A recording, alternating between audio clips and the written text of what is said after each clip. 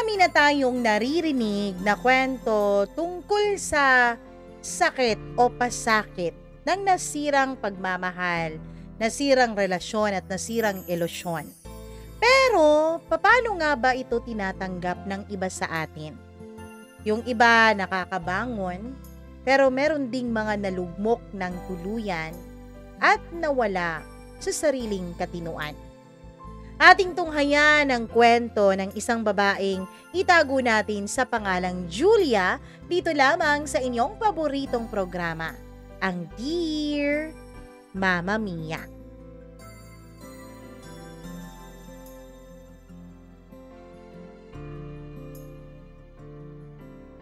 May mga pagkakataon na tinatanong ko pa rin ang langit kung bakit kailangan kong pagdaanan ang lahat ng bagay na iyon.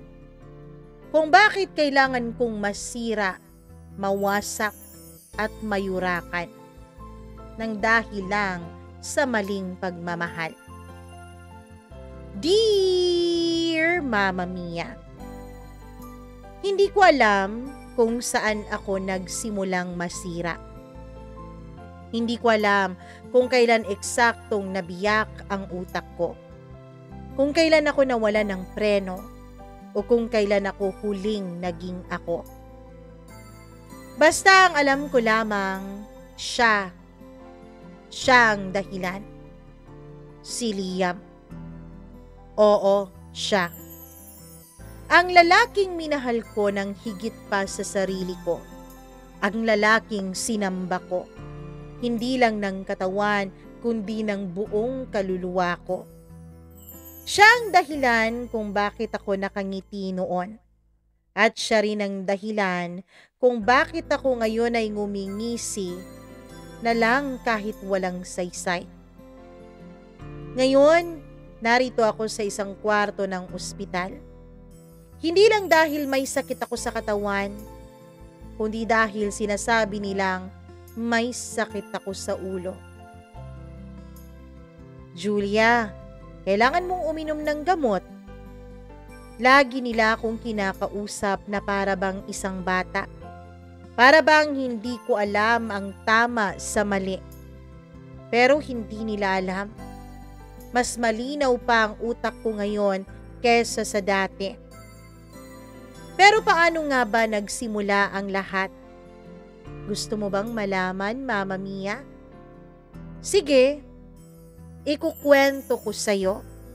At sisimulan natin sa unang araw na siya ay aking nasilayan. Photographer siya. Nakilala ko siya sa isang art gallery sa may Cubao. Nakatayo ako sa tapat ng isang black and white photo ng isang babaeng umiiyak noon. Hindi ko alam pero bata pa lamang ako ay mahilig na talaga ako sa mga arts. Lalong-lalo pa yung mga arts na napakahirap intindihin. Yung mga arts na parang napakahirap mawari ang totoong kahulugan. At yun nga ang pinagmamasdan kong isang photo ay napakadilim ng tema.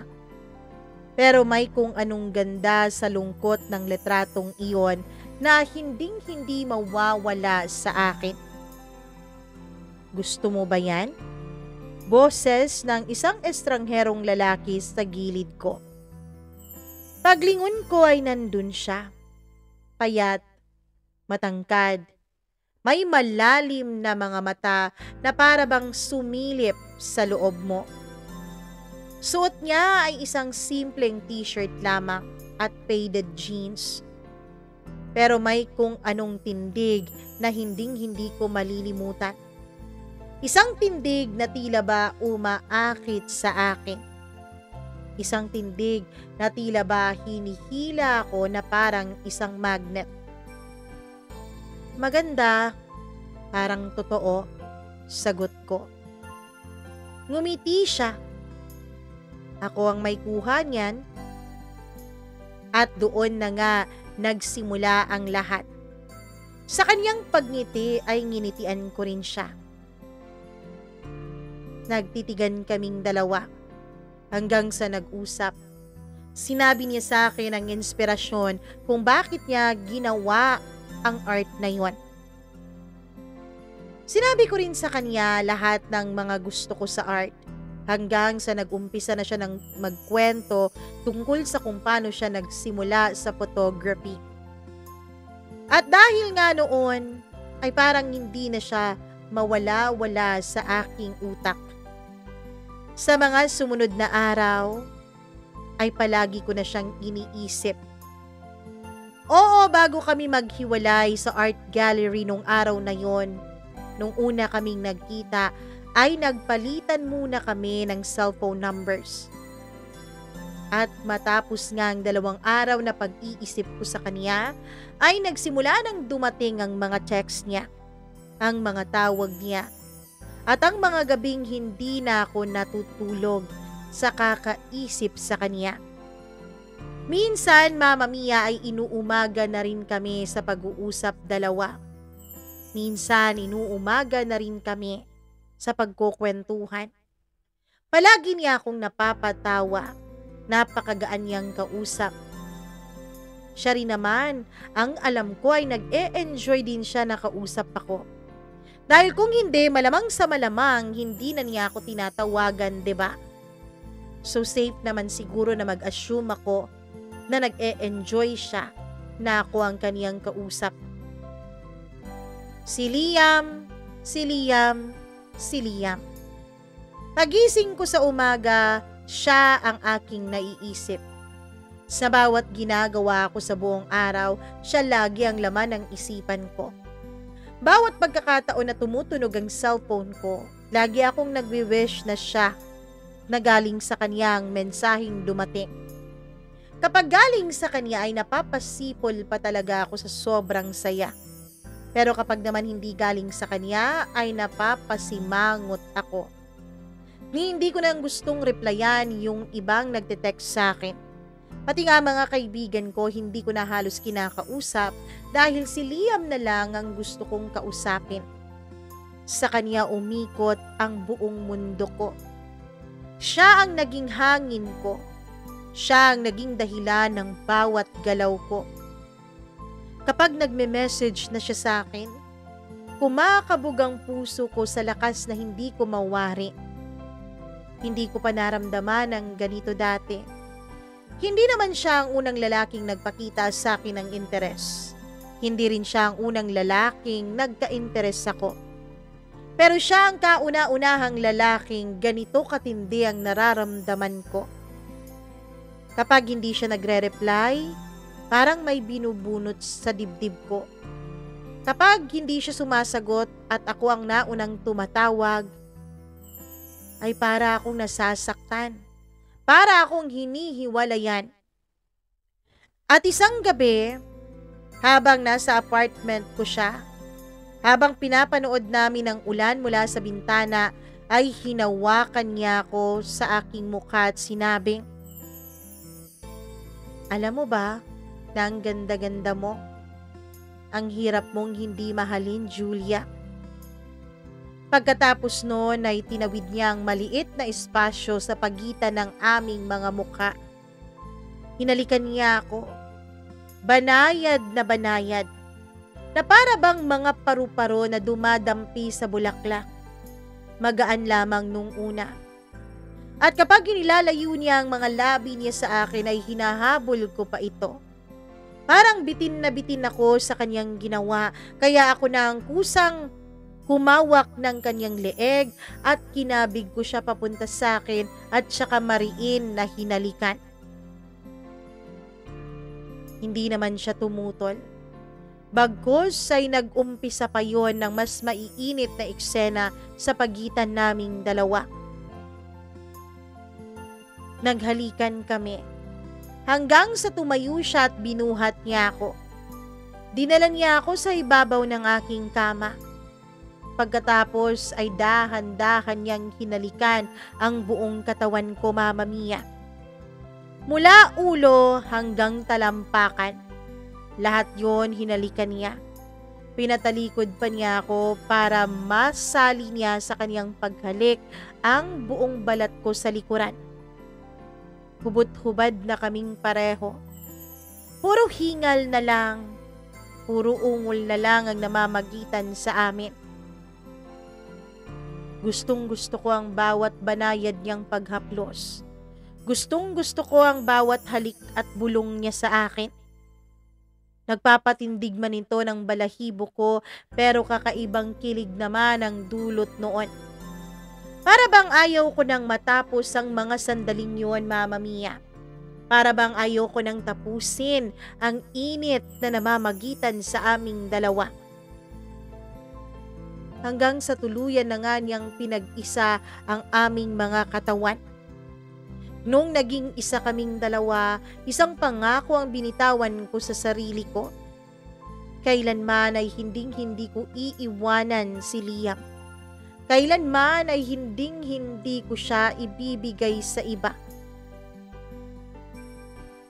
At mula nga noon, halos araw-araw ko nang binibigay sa kanya ang lahat.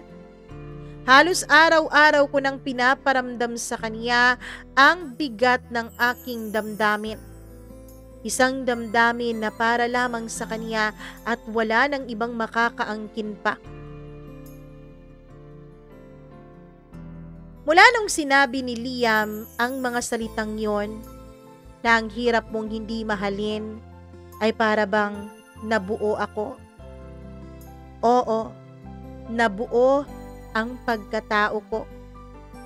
Ang damdamin kong laging ikinukuble ay biglang nagkaroon ng lisensya. Ang mga takot ko ay natutong mangarap. Ang puso ko ay nagsimulang pumalakpak sa tuwing naririnig ko ang pangalan niya. At ang katawan ko, araw-araw, gabi-gabi na kusang sumusuko sa kanya. Gabi noon, maulan. Sa loob ng maliit kong unit sa may Makati, nakapatay ang ilaw maliban sa isang dim na lampshade sa tabi ng kama ko. Naka-jacket si Liam. Basa pa ng konti ang buhok niya dahil sa ambon. Ayokong umuwi, sabi niya habang nagkakape. Ang tahimik dito. Parang lagi kang may tinatago, Julia. Sabi pa niya sa akin. Ngumiti ako. Baka ikaw lang yung marunong tumingin. Tumayo siya at lumapit sa akin. At walang sali-salitang hinila niya ako papalapit sa kanya. Pagkatapos ay hinalikan niya ako. Tulad nung dati, ang halik niya ay hindi mapusok sa simula. Dahan-dahan lamang. Umiikot ang dila niya sa labi ko. Tila ba sinusuri kung hanggang saan niya ako kayang wasakin. At nang hinawakan niya ang batok ko, dun na tuluyang bumigay ang lahat-lahat sa akin. Sa kama, bumagsak ang aking katawan sa ilalim niya. Hindi siya nagmamadali gaya nung una, Mama Mia. Parang bawat galaw niya may kasamang panalangin. Dahan-dahan niyang hinubad ang blouse na suot ko. Dinama ang balat ko gamit ang mga palad niyang malamig. Pero kadadampi naman ito sa balat ko ay parang may apoy siyang sinisilaban. Alam mo ba kung bakit kita gusto? Tanong niya habang pinadadaanan ng halik ang leeg ko. Bakit? Tanong ko na hindi ko na halos madinig ang sarili ko dahil sa lakas ng tibok ng puso ko. At sa pagpipigil ko noon na mapaungol sa ginagawa niyang paghalik sa aking leeg. Dahil kahit matahimik ka, sumisigaw ka sa dami ng laman mo. Mama Mia, doon nangyari ang isang bagay na hinding-hindi ko makakalimutan. Dati namang may nangyayari sa aming dalawa ni Liam. Pero kakaiba ang gabing yon. Kakaibang init ang kanyang pinaramdam sa akin. Kakaibang posisyon ang kanyang ginawa. Hindi ko pa nabasa kahit kailan yon sa mga librong binabasa ko. Hindi ko pa nakita iyon sa mga pelikulang pinapanood ko. Parang siya lang ata ang may tanging alam noon. Na napapasigaw ako at hindi ko napipigilan ang sarili ko. Hindi ko naalintana na baka dinig ang boses ko sa kabilang unit. Wala na akong pakialam. Bumuhos na ang aking damdamin at ang aking init. Ang gabi kung saan hindi lang ako bumigay sa katawan, kundi buong-buong pagkatao. Pinagsisigawan ko pa sa unit ko. Ang mga gabi ay nasundan ng mga araw na tila walang laman ng mundo kundi kami lamang. Madalas wala na kaming ginagawang kundi mag-usap habang magkayakap at magkahugpong ang mga katawan. Kung minsan lumalagpas pa kami sa 3 rounds sa iisang maghapon. Pero mas masarap sa akin yung pagkatapos. Yung yakap, yung banayad na himas niya sa buhok ko habang nakatalikod ako sa dibdib niya. Sinimulan niya akong tawaging mahal, tawaging tahanan. At naniwala naman ako, Mama Mia, na ako lang ang mahal niya, na ako ang tahanan niya. Pero unti-unti, sa mga sumunod na linggo, may mga bagay na nagsimulang hindi ko maipaliwanag. May mga araw na hindi na siya sumasagot sa mga tawag at text ko. May mga gabing hindi siya nagpaparamdam. May mga status siya sa social media niya na tila ba may ibang kahulugan.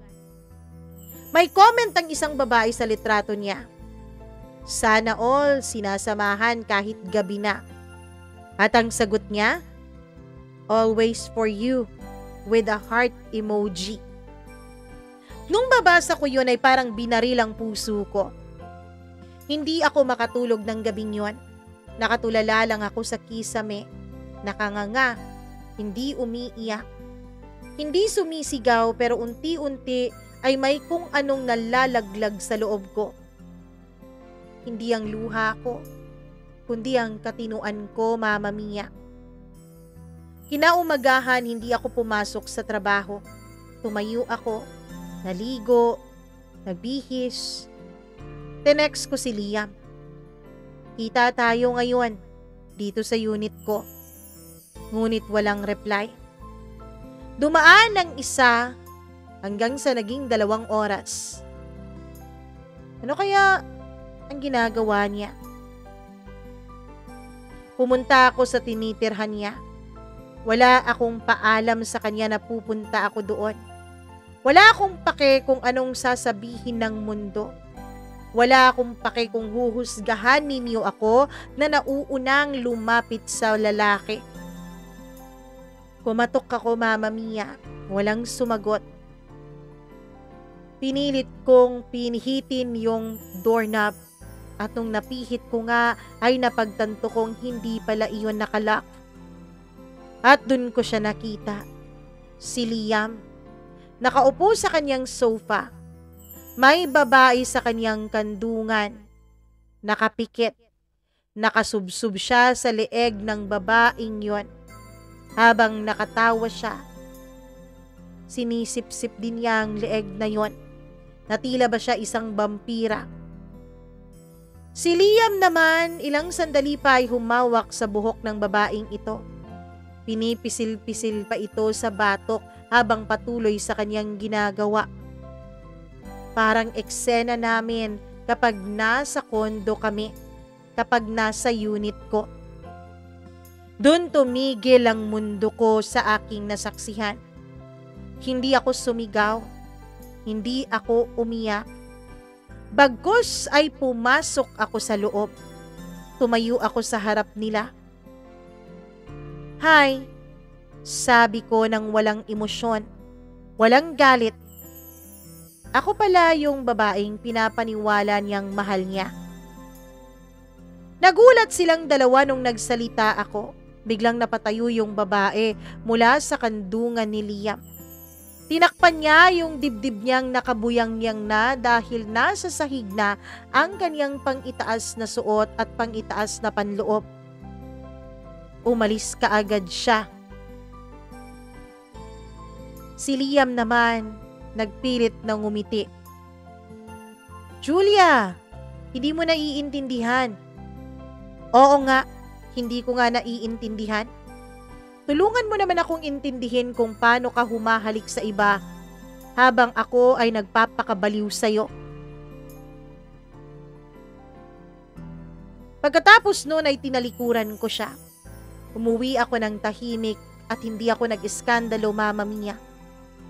Dumiretso ako sa banyo. Hinubad ko lahat ng damit ko. Tumapat ako sa salamin at doon ako unang natawa.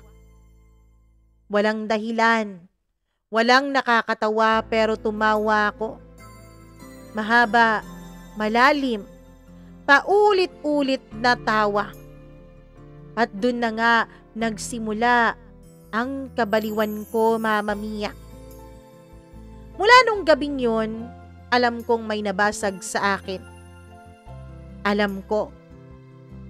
Isang baso ng tiwala, isang pinggan ng paggalang sa sarili. Lahat yun nabitawan ko, nabitak at nadurog. Pero ang mas malala, mula sa gabing yun ay hindi na ako yung dating Julia. Alam mo yung pakiramdam na gising ka pero parang hindi ka naririto sa kung saan ka naroroon? Na parang may dalawang bersyon ng sarili mo. Yung isa normal, tahimik, kayang ngumiti kahit nasasaktan. At yung isa naman ay palaging bumubulong-bulong. Sinaktan ka niya, Julia. Sinaktan ka niya kaya gumanti ka. Oo, Mama Mia. Naririnig ko na ang sarili ko. Ngunit ibang boses. Malamig ang boses na yun. Mababa. Laging nagkukwento sa tenga ko ng mga bagay na hindi ko alam kung totoo. Minsan habang nasa banyo ako, pinagmamasdan ko ang sarili ko sa salamin. At may sinasabi sa akin ang refleksyon ko. Hindi mo kailangang magpatawad, Julia. Wala kang kasalanan. Sila dapat ang mawala. Sila ang nanakit sa'yo eh. Araw-araw, binabalikan ko ang eksenang iyon. Ang eksenang aking nadatnan sa loob ng tirahan ni Liam. Si Liam, may kasamang ibang babae. Siya na dapat ay mundo ko. Siya na sinabi sa akin, ang hirap mong hindi mahalin. Sinungaling. Sinungaling. Sinungaling siya. Paulit-ulit sa loob ng ulo ko ang mga salitang yon. Minsan habang naglalakad ako sa may EDSA, parang may background music sa loob ng utak ko. Sinungaling. Sinungaling. Sinungaling. Habang umunguya ako noon ng chewing gum ay naririnig ko yon. O di kaya naman habang umiinom ako ng kape ay naririnig ko pa rin yun sa utak ko. Tapos bigla-bigla na lang akong tatawa ng walang dahilan. Yung ibang tao sa paligid ko titingin. Yung mga gwardya ng building, ngingiti ako ng pabalat bunga. Pero ako, wala akong pake. Kasi sila, hindi nila alam ang sakit ng mawasak ng isang taong minahal mo ng higit pa sa sarili mo. Hindi nila alam kung gaano kasakit na mawasak ng isang taong pinagkatiwalaan mo ng gusto. Hanggang sa isang gabi, habang nakaupo ako sa sahig ng kwarto, may hawak akong lapis at isang lumang sketchpad. Isa yun sa mga binigay sa akin ni Liam dati. Paborito ko yun kasi sabi niya, diyan mo i-drawing yung mga pakiramdam mong hindi mo kayang ilabas sa iyong bibig. Kaya ang ginawa ko, Mama Mia, ay nag-drawing ako ng puso. Pero hindi normal na puso yun. Isa siyang hati-hating laman na may pako, may dugo, may mga mata sa gilid. At sa gitna ng lahat ng yon ay may mukha ni Liam. Nakangiti, pero may sungay. Maganda, no? Bulong ko sa sarili ko. Kuha ko yan, sabi ko. Ilang linggo ang lumipas. Wala na akong naging pakialam sa trabaho. Hindi na ako pumapasok. Hindi ko na rin inaalaga ng sarili ko. Malalaki na ang eye bag sa mga mata ko. Bumagsak ng matindi ang timbang ko. Pero kahit ganon, may isa akong bagay na inaalagaan sa dibdib ko. Ang pagkapuot ko, Mama Mia. Parang halaman. Araw-araw dinidiligan ko ng alaala. Ng gabi ng pagtataksil. Ng bawat halik na hindi ako ang tumatanggap. Ng bawat pagsisinungaling niya tuwing sinasabi niya sa akin ng mga katagang I love you. Isang gabi, lumitaw siya. Nagpakita siya. Si Liam. Nag-doorbell siya sa unit ko. Wala akong suot kundi malaking t-shirt.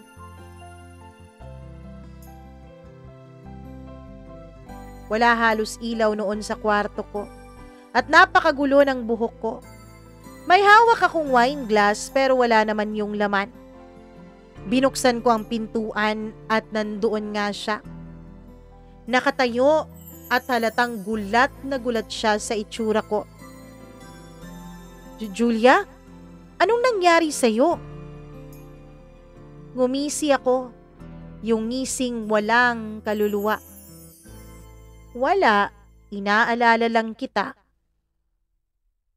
Tumahimik siya saglit bago nagtanong. Pwede ba akong pumasok? Bakit? Para ulitin mo na naman? Sagot ko. Hindi siya sumagot. Hinawakan ko ang braso niya. Dahan-dahan at hinila ko siya papasok. Isinara ko ang pinto. Paglingon niya ay bigla ko siyang hinalikan. Mapusok, agresibo. Pinaramdam ko sa kanya sa pamamagitan ng mga halik na yon ang masakit niyang pinaramdam sa akin. Siya naman hindi agad nakapag-react. Siguro dahil nalito siya kung ako ba ay nagbago o nabaliw na. Sa gitna ng halik ay binulong ko sa kanya. Ako na lang ulit, Liam. Ako na lang ulit yung pipiliin mo.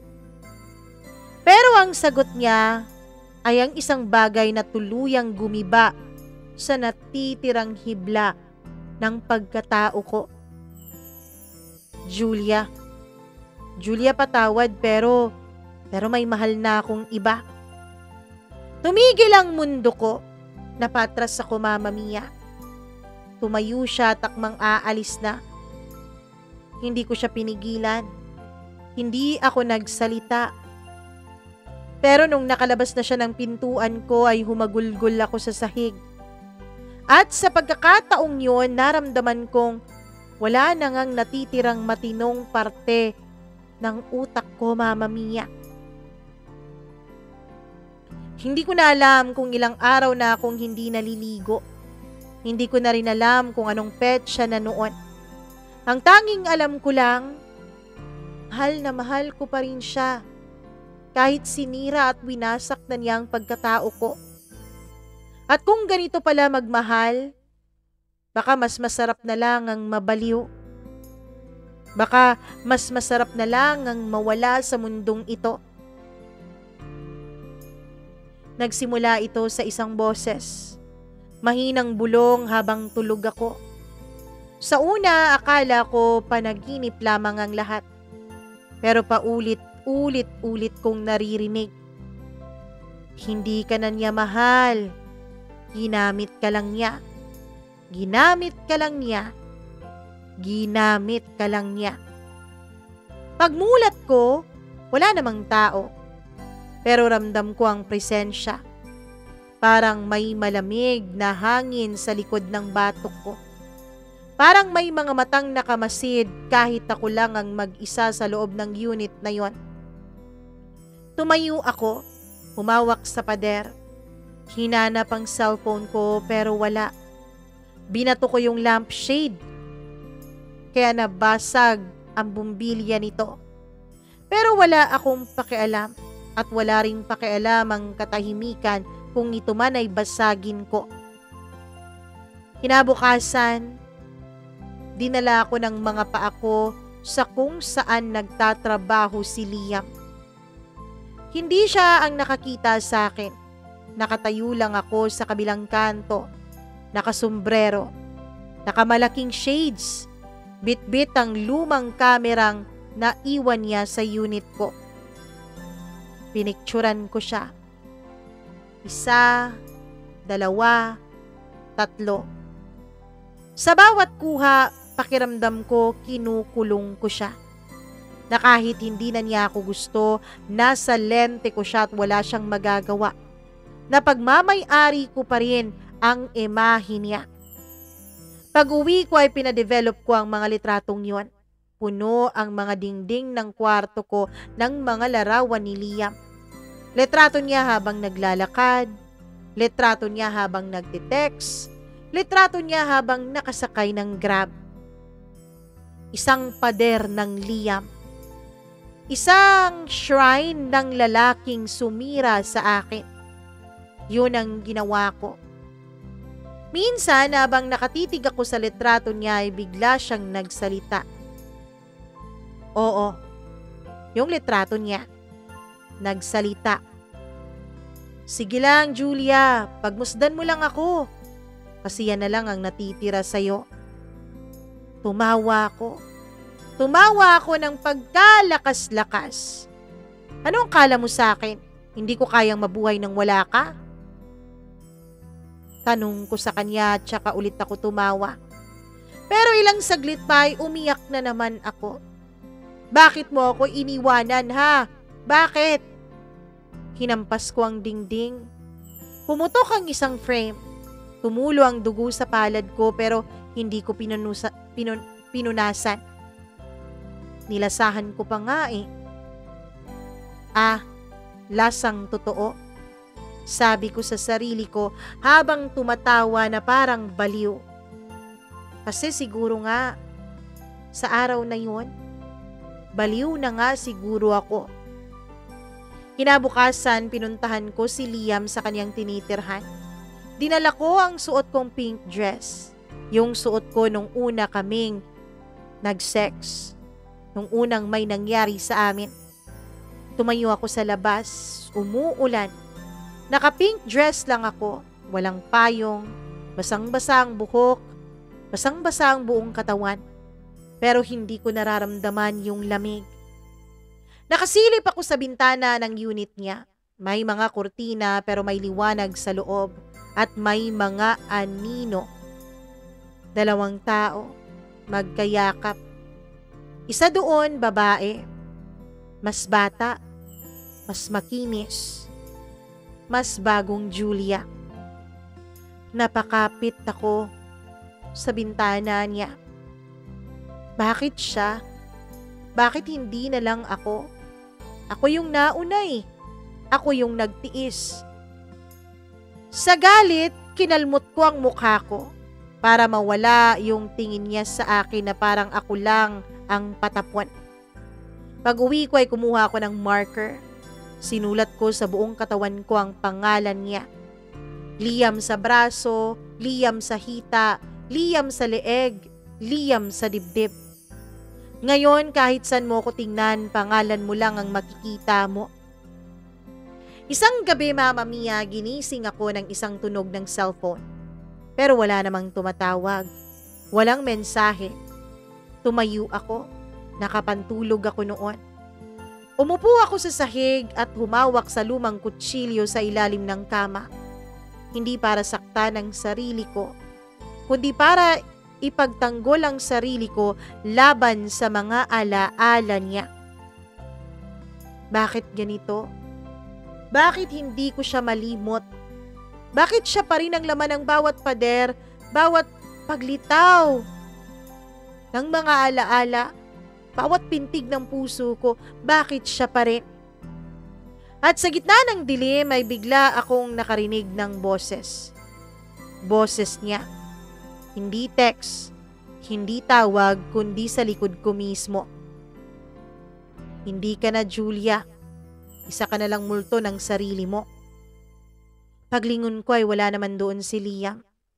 Pero ang halakhak ko, tumagal ng halos 1 minuto. Para akong nanonood ng comedy show na ako ang bida.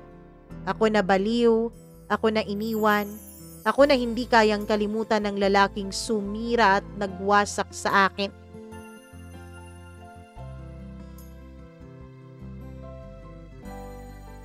Mama Mia, hanggang sa may bigla akong naramdaman. Nandito siya, nandito si Liam. Hanggang sa may biglang sumulpot. 4 silang biglang sumulpot sa bahay ko. May kasamang babae na nakaputing coat at 3 lalaking naka-uniforme. Isa sa kanila may hawak na papel. Hindi ko na iniintindi ang sinasabi nila. Dahil lang ba wala akong tulog, baliw na agad? Dahil lang ba sinulat ko ang pangalan niya sa katawan ko, mali na agad? Dahil lang ba meron akong shrine sa pader ko para kay Liam, baliw at wala na sa sarili? Sinubukan kong lumaban, pero mahina na ang katawan ko. Masyado nang matagal akong hindi kumakain at nakakatulog ng maayos. Umikot ang paningin ko at nang ituro nila ang syringe na may pampakalma ay tumawa lang ako. Okay lang, sige, dalhin niyo ako. Basta isama niyo si Liam, ha? Natatandaan ko pang sinabi ko noon. Dinala nila ako sa lugar na malamig. Maputi ang lahat ng aking nakikita. Walang salamin. Kaya lang ako nakikita ay dahil may CCTV sa bawat kanto. Pinagbihis muna nila ako ng puting pampaospital. Parang damit ng pasyenteng wala sa sariling desisyon. Tinali nila ang buhok ko, tinanggal lahat ng gamit ko. Walang suklay, walang cellphone, walang kahit anong bagay na pwedeng gamitin laban sa aking sarili. Pero ako, tahimik lamang. Kalma. Sa isip ko lang gumagana ang buong mundo ko. May naging ka-roommate ako doon, si Ella.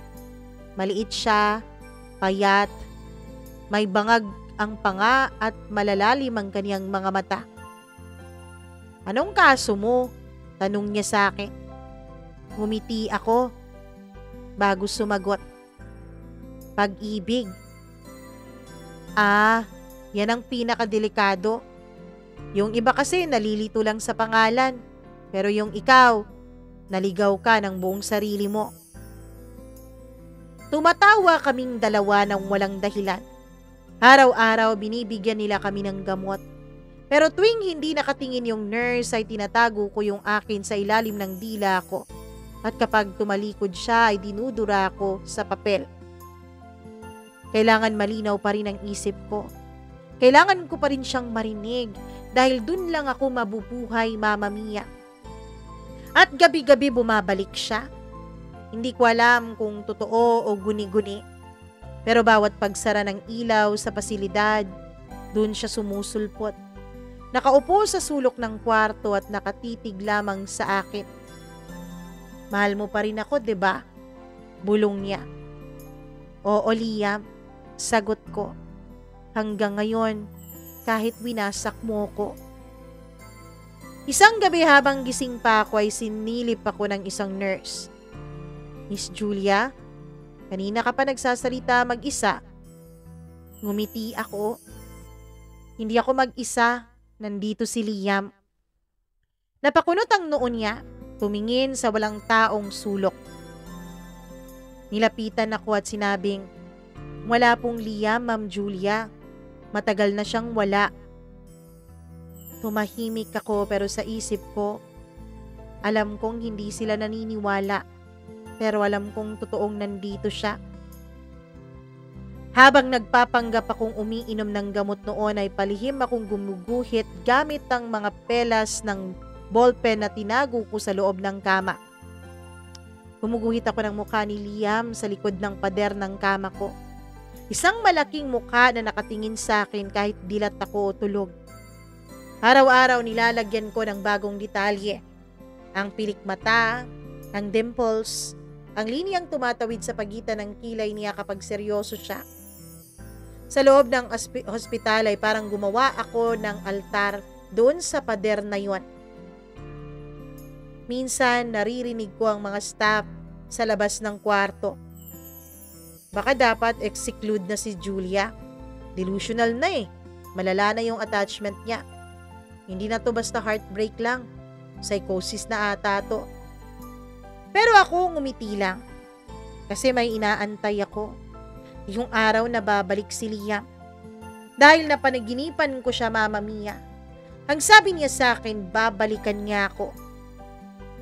Isang umaga habang nakaupo ako sa hardin ng mental facility na yon, ang tanging lugar kung saan pinapayagan kaming makakita ng araw, ay may lalaking dumaan sa likod ng bakod.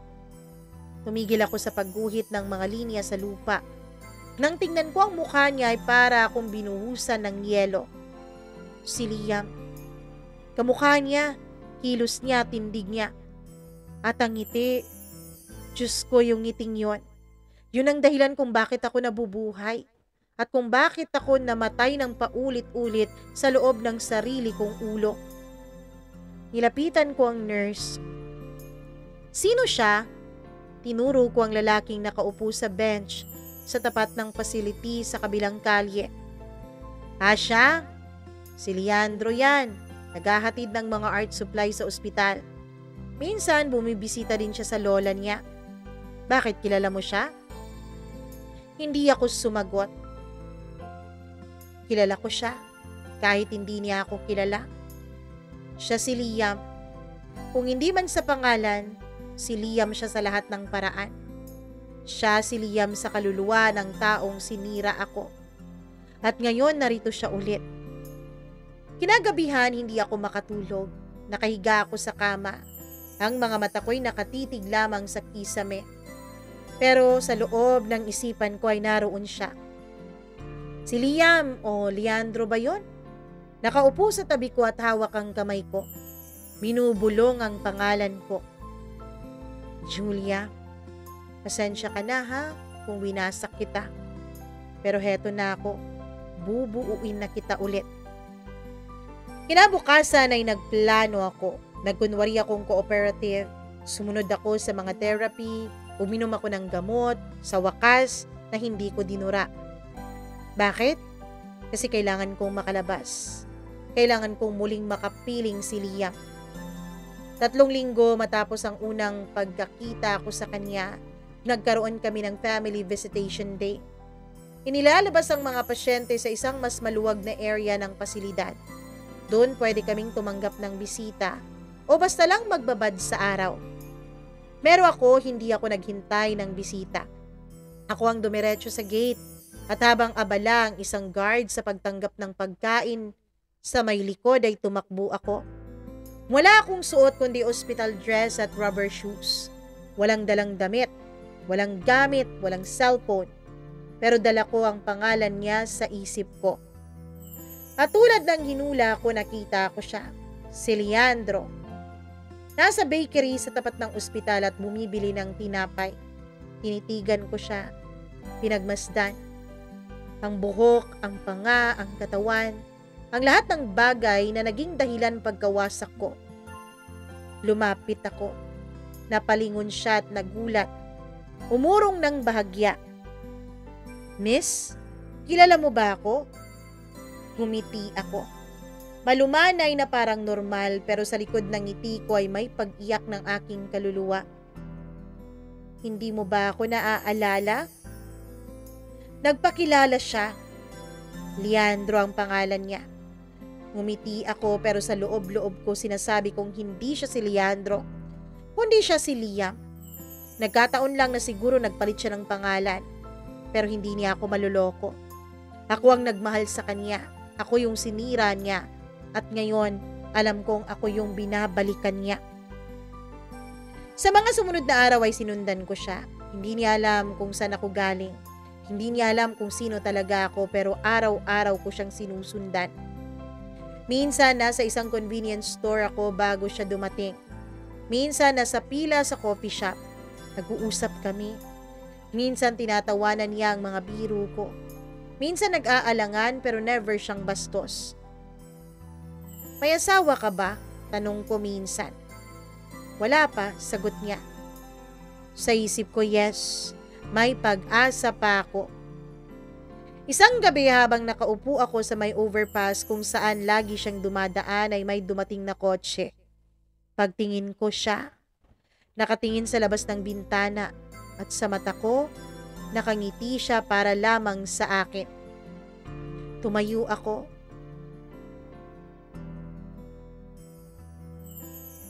Liam, mahal pa rin kita. Huminto ang kotse at bumaba siya. Julia, tama na. Hindi kita kilala. Hindi ako si Liam. Hindi ako ang nang-iwan sa'yo. At lalong hindi kita ginamit. At doon ay tuluyan ng bumagsak ang lahat. Kasi sa wakas narinig ko ang katotohanan mula sa kanya. Na hindi siya ang taong inaakala ko. Na lahat pala ng pagkakahawak ko sa pag-ibig na yon ay imbento lang pala ng baliw kong puso. Pero imbis na umiyak ay tumawa ako. Mas malakas, mas matagal, mas baliw pakinggan kaysa sa dati. Di mo ako kilala? Ako yung babaeng minahal mo. At ako rin yung babaeng sinira mo. Nagdatingan ang mga tao dahil nagwala ako. May tumawag ng pulis. Isinugod ako pabalik sa pasilidad. Nakagapos na ang mga kamay ko. At sa loob ng ambulansya, habang nagwawala ako ay sinisigaw ko ang huling salita ko bago ako tuluyang ibinalik sa loob ng isang bangungot. Kung hindi ako pwedeng mahalin sa mundo nyo, mahalin nyo ako sa sarili kong guni-guni. Yun ang natatandaan ko na sinigaw ko noon, Mama Mia. Matapos ang insidente sa labas ng pasilidad ay dinala ako sa isolation ward. Isang silid na puti ang lahat, dingding, kisame, sahig, pinto, at wala ni isang sulok na may salamin. Kahit anong makakapagpakita ng itsura ko, inalis nila. Sabi nila, delikado raw. Sabi nila, baka saktan ko ulit ang sarili ko. Pero hindi nila maiintindihan eh. Ang gusto ko lang naman ay makita ko na may natira pa sa akin matapos niya akong wasakin. Tuwing gabi tahimik ako. Ako lang ang gising, nakaupo sa sahig at niyayakap ang sarili ko. Pinikit ko ang mga mata ko at sinubukang alalahanin kung sino nga ba talaga ako bago dumating si Liam. Before the love, before the lies, before the breakdown. Isa akong babaeng may magandang trabaho eh. May mga pangarap, marunong tumawa, marunong magmahal ng tama. Pero ngayon, ako na lang ang babae sa loob ng kwartong ito.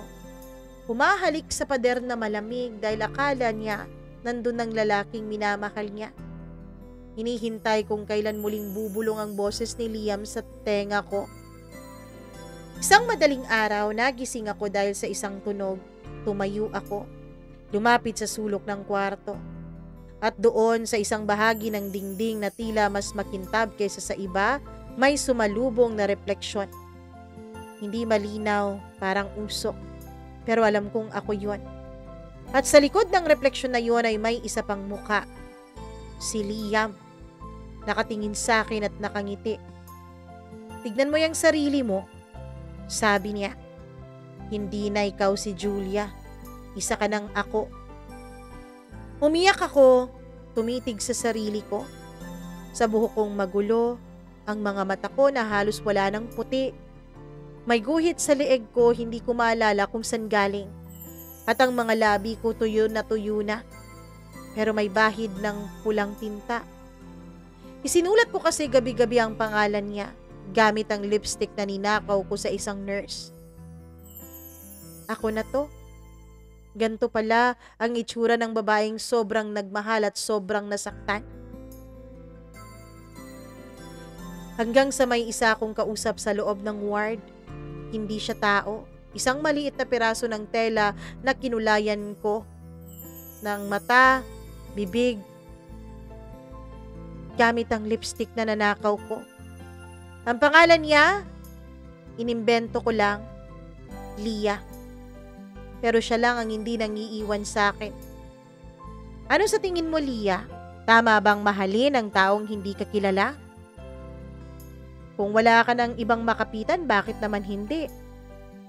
Sagot niya. Pero alam kong ako din yung sumasagot. May sense. Isang gabi ay tinanong ako ng therapist ko. Julia, sino ba talaga si Liam sa buhay mo? Ngumiti ako. Siya ang lahat, ang dahilan ng paggising ko, dahilan ng gulo sa buhay ko. Siya ang rason kung bakit merong ako. Pero ngayon, ako na lang ang natitira. Dumating ang araw na pinapirma ako ng waiver. Gusto na raw akong palabasin. Sabi nila stable na raw ako. Sabi nila nag-improve na raw ako. Pero ang totoo, marunong na lang akong magkunwaring normal. Marunong na akong magtago at tumango sa mga tanong. Magpanggap na hindi nakakalimot. Pero ang totoo, dala-dala ko pa rin siya. Bago ako lumabas ng pinto, huminto ako sa tapat ng salamin sa lobby. Doon ko muling nakita ang buong sarili ko. At habang pinagmamasdan ko ang refleksyon ko, pakiramdam ko ay may kumindat sa akin. Nung tignan ko, nakita ko si Liam sa likod ko. Ngumiti ako hanggang sa nakalabas na. Sige, tara na. Sa labas naman tayo mababaliw. Mama Mia, muli akong nakaapak sa kalye. Ang init ng semento, ang usok ng mga sasakyan, ang ingay ng mga tao, lahat yon dati kong minahal. Ngayon ay parang suntok na lang sa aking tenga.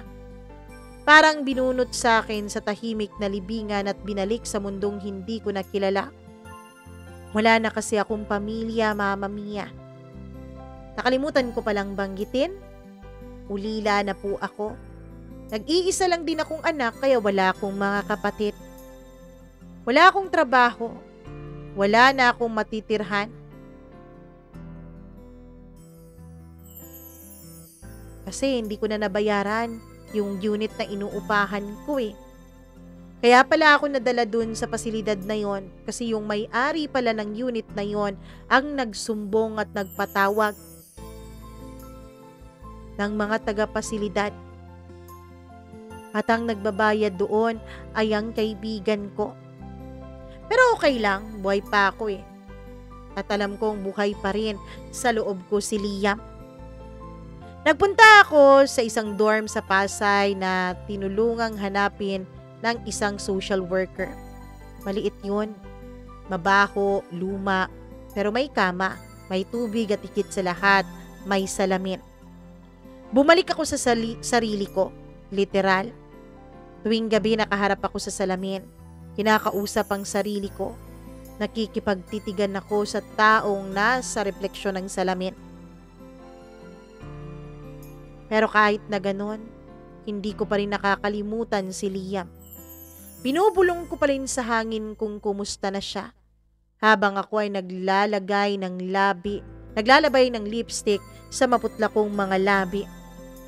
Minsan naiisip ko, kung si Liam kaya ang nasaktan ko, kung naging baliktad kaya ang mundo, magiging ganito din kaya siya. Ganito din kaya ang epekto sa kanya ng sakit, ng pagkawasak. Isang araw sumubok akong kumain sa karinderya malapit sa dorm.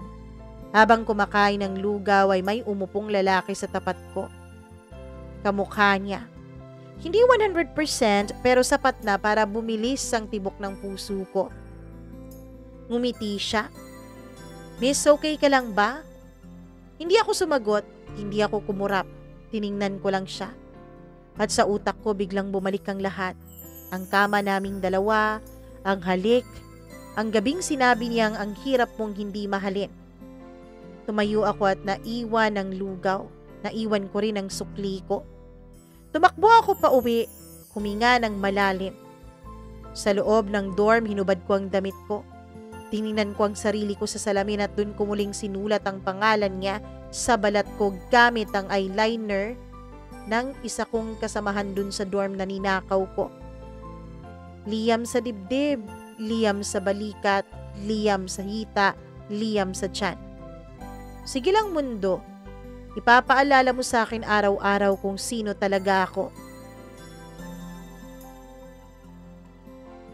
Sa ilalim ng kama, may iniabot sa akin noon ang social worker na isang kahon.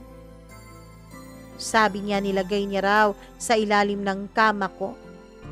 Ang kahon na yon ay ang tanging mga gamit ko na ibinigay ng landlady ko dun sa ospital. Nakita kong akin pala ang mga bagay na nandoon. Dun ko sinulat ang bawat alaala namin ni Liam Mga kwentong kami lang ang may alam. Mga halik, mga yapos at mga gabi. Mga sulyap na bumuo sa aking pagkatao. At sa bawat pahina, sinusulat ko ulit ang pangalan ko. Pero hindi na Julia. Julia ni Liam. Ang babaeng minahal ni Liam. Yun ang mga sinasabi ko. Isang gabi habang umuulan ay napadungaw ako sa bintana at sa dilim ng kalsada, may anino akong nakita. Tila ba lalaki nakatayo, nakatitig sa bintana ako. Agad akong lumabas, hindi na nagtsinelas. Basa ako ng ulan pero pagdating ko sa kalsada ay wala siya. Kaya tumawa ako ng tumawa noon. Isang umaga habang naglalakad ako sa kalye ay may batang babae na biglang tumawa habang nakatingin sa akin. Ate, bakit puro sulat yang katawan mo? Tanong niya. Ngumiti ako. Para hindi ko siya makalimutan, sabi ko. Para hindi ko rin makalimutan yung nararamdaman ko. Ano yun? Yung pakiramdam na minahal ko siya ng higit pa sa sarili ko. Pagbalik ko ng dorm ay dun ko nakita ang kaibigan ko. Ang kaibigan ko na siyang nagpalagay sa akin at nagbayad ng babayarin dun sa mental facility na yon, Mama Mia. Si Agnes. Julia, kamusta ka na? Sabi niya sabay yakap sa akin. Pasensya ka na kung nahuli ako, ha? Pasensya ka na kung hindi agad ako dumating. Alam mo naman, may trabaho ako sa Singapore, di ba? Si Agnes ay kaibigan ko mula pagkabata. Parang magkapatid na ang turingan naming dalawa. At nung naulila nga ako sa mga magulang, ay sila ang umampon sa akin. Pero nung mamatay din ang mga magulang niya, ay kami na ni Agnes ang nagdamayan sa isa't isa. Kaya lang bago ko pa makilala si Liam, ay pumunta ng Singapore si Agnes. Dun kasi siya natanggap sa trabaho. Mga bata pa lamang kami ay pangarap na talaga niyang magtrabaho abroad. Tinupad niya yon at naiwan akong mag-isa. Nung naiwan niya ako, ilang buwan matapos noon ay dumating nga si Liam sa buhay ko. Nung bago kami ni Liam, ay lagi ko siyang ikinukwento kay Agnes. Kaya lang, dumating din sa punto na naging abala si Agnes sa trabaho niya. Halos hindi na kami nakakapag-usap dalawa. Minsan na lang, kung minsan pa nga ay nagmamadali siya, kaya hindi ko rin na ikukwento sa kanya ang lahat-lahat. Agnes, nakilala ko siya. Julia, sorry.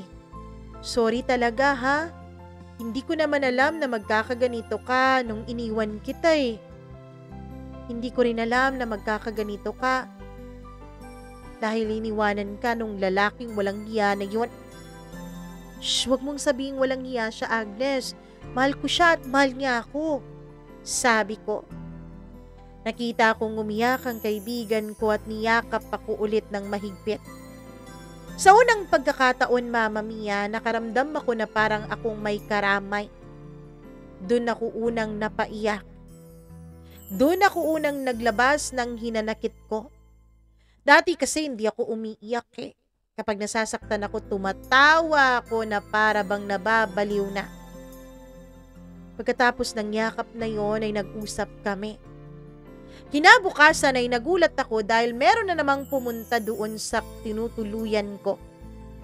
This time kasama na nila si Agnes. Sorry Julia, pero kailangan kitang ibalik. Hindi ka pa okay eh. Pero huwag kang mag-alala. Dadalaw-dalawin kita at hindi na kita iiwanan pa. Pagkatapos noon, Mama Mia, ay nabalik na nga ako sa mental facility na yon. Pero kakaiba ngayon. Dahil araw-araw akong binibisita ni Agnes. Araw-araw din akong kinakausap ng mga nurses at doktor, ayon na rin siguro sa request niya. Hanggang sa unti-unti ay nawawala ang mga bulong. Hanggang sa unti-unti ay hindi ko na naririnig ang mga bulong sa tenga ko. Unti-unti, hindi na nagbabalik ang anino ni Liam. Lumipas ang ilan pang mga buwan hanggang sa tuluyan na nga akong na-clear dun sa ospital na yon. Paglabas ko ay nandun si Agnes. Sinalubong niya ako, niyakap ng mahigpit. Dinala niya ako sa bahay niya. At tulad ng pangako niya, Mama Mia, hindi na siya muling umalis pa. Hindi na muling umalis si Agnes. Dito na siya nagtrabaho at nagtayo din siya ng maliit na negosyo para ako ang mamahala nito. Alam mo kasi, hindi mo na kailangang magtrabaho pa. Eto na lang ang hawakan mo. Nagtayo siya ng isang maliit na bookstore. Alam niya kasing mahilig ako sa mga aklat. Tinanong ko siya kung nasaan yung mga dati kong gamit sa dorm pero sabi niya sinunog na raw niya para wala na raw magpaalala sa akin ng sakit na aking pinagdaanan. Mula nung lumabas ako, ilang buwan din kaming nasa iisang kwarto ni Agnes. Lagi niyang sinisigurado na ayos lang ako, Mama Mia. Hanggang sa lumipas ang halos 2 taon. Isang araw, habang nagbabantay ako ng bookstore ay may lalaking lumapit. Ngiti siya ng ngiti sa akin. Julia, kamusta ka na? Hindi ko siya halos matandaan noon. Hindi ko natatandaan ang kanyang pagmumuka. Ako to, si Leandro. Sabi niya. Leandro? Doon ko siya naalala. Yung lalaking pinagkamalan ko noon na si Liam. Nung tinignan ko siya ulit ay tsaka ko na-realize na wala pala talaga silang pagkakapareho. Sadyang nabaliw lang talaga ako nung mga panahon na yun at lahat na lang ng lalaking nakikita ko ay si Liam at ang pagmumukha niya ang aking nakikita. Nagsorry ako kay Leandro.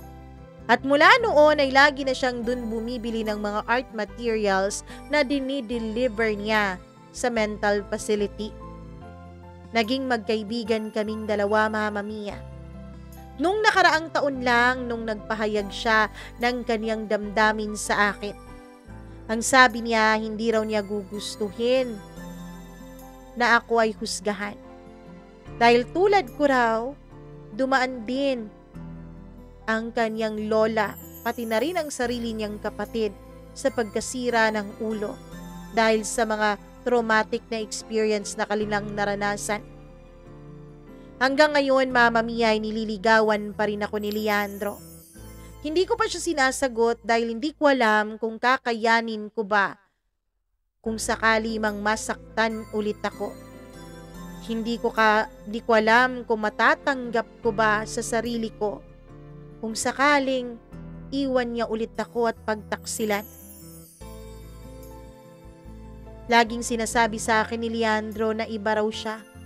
Hindi raw siya si Liam at hindi niya raw gagawin sa akin ang ginawa ni Liam sa akin noon. Pero paano ba ako magtitiwala, Mama Mia? Paano ba ako maniniwala? Dapat ba akong magtiwala at maniwala? Sa ngayon ay inaayos ko pa rin ang buhay ko. Nagbabantay pa rin ako ng maliit na bookstore na talagang binigay na sa akin ni Agnes. Si Agnes naman, Mama Mia, ay meron na rin nanliligaw sa kanya ngayon pero hindi pa niya sinasagot. Pakiramdam ko ay ako ang dahilan nun kung bakit hindi pa niya sinasagot yung nanliligaw sa kanya. Sabi ko sa kanya ay sagutin na niya ito pero parang ayaw pa ata niya. Ang gusto ata niya, Mama Mia, ay palipasin muna ang panahon. Ang gusto ata niya ay siguraduhing maayos ako. Kahit paulit-ulit kong sinasabi sa kanya na maayos na ako, ay sabi niya, tsaka na lang daw. Meron naman daw tamang panahon para sa lahat. Mama Mia, isinare ko po itong kwento ng buhay ko, hindi para takutin ang mga taong magmahal. Pero Mama Mia, sinare ko po ito for awareness. Hindi lahat pare-pareho ang pagtanggap ng sakit. Kung yung iba nakaka-recover agad, kung yung iba hindi nawawala sa sarili, meron yung mga katulad ko na wala ng ibang matakbuhan at malapitan, kaya gumagawa na lang ng sariling mundo. Ng mundo kung saan hindi sila iniiwan. Ng mundo kung saan masaya sila at minamahal. Hinihikayat ko yung mga nakikinig sa inyo ngayon, Mama Mia. Sana i-check natin yung ating mga kapatid, kamag-anak, kaibigan na nasasaktan. Lalo na kung tungkol sa pag-ibig. Dahil napakagaling magwasak ng pag-ibig, hindi lamang ng puso, kundi maging ng katinoan. Lalong-lalo na yung mga alam nilang walang ibang kasama sa buhay. Napakahirap pong mag-isa. At Mama Mia, kukunin ko na rin ang pagkakataon na to para magpasalamat sa best friend kong si Agnes. Alam ko kasi na nanonood at nakikinig siya ng inyong programa dahil nakita ko siya minsan. Minsan kapag nasa bahay kaming dalawa tuwing Sabado at Linggo, ito talaga ang pinapatugtog niya sa YouTube. Yung iyong mga kwento habang siya'y naglilinis o naglalaba o nakikipagkwentuhan lang sa akin. Kaya naisip ko ring i-share ito dito. Agnes, maraming salamat. Salamat dahil kahit hindi mo ako kadugo, minahal mo ako na parang kapatid. Hangad ko na lumigaya ka. Kung gustong gusto mo nang sagutin si Jasper, huwag mo na akong alalahanin pa. Ayos na ako. At magiging masaya ako kung yung best friend ko ay mahanap na ang kaligayahan niya. Pero wag mo ring kalimutan, bantayan mo ang sarili mo para wag kang matulad sa akin kung sakali mang may mangyaring hindi naaayon sa iyong mga plano. Maraming salamat ulit, Mama Mia. Julia.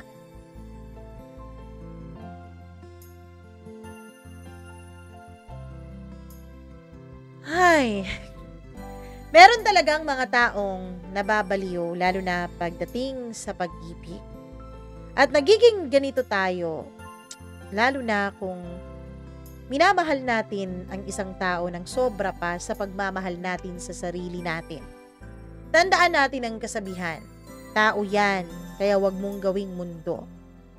Yun sana ang lagi nating tatandaan.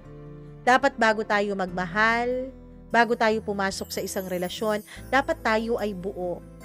Dapat mahal natin ang sarili natin. Dapat secured tayo sa ating mga sarili. Kasi kapag hindi, meron talagang tsansa na mapagdaanan natin ang mga pinagdaanan ni Julia. Kapag kasi secure ka sa sarili mo, kapag kasi alam mo sa sarili mo na buo ka, wala kang pakialam, o masaktan ka man pero hindi ka tuluyang lulubog kapag iniwan ka ng mga tao. Always remember, people come and go. Kahit nga yung mga kamag-anak natin, kapatid, mga magulang, gaya ng nangyari kay Julia. Maaga siyang naulila, hindi ba? May mga umampun sa kanya, maaga rin namang nawala.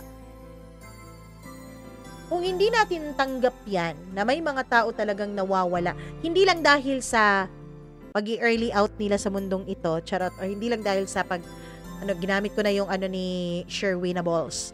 Hindi lang sa pag yung kamatayan, hindi lang ganon. May mga taong nawawala sa atin dahil sometimes people drift away, 'di ba? Nawala, nagmahal ng iba, hindi ka nakasali sa bagong yugto ng buhay nila.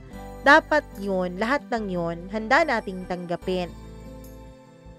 At kapag hindi buo ang pagmamahal natin sa ating sarili, kapag hindi tayo secured, talagang mawawasak tayo. Talagang masasaktan tayo.